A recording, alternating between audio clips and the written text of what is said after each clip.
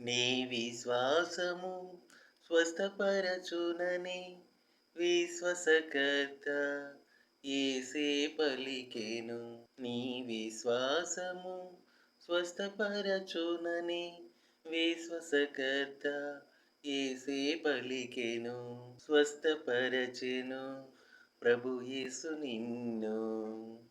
సమాధానముగా వెళ్ళుము నీవు దేవుని రాజ్యము చేరుట కొరకు.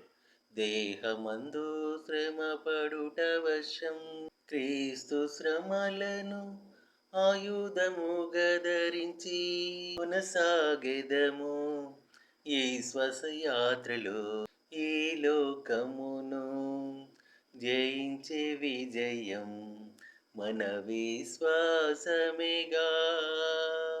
విశ్వాసము లేక ఎవరైనాను ప్రభుని చేరరుగా, ప్రభుని ప్రీతిపరచరుగా. ఇలలో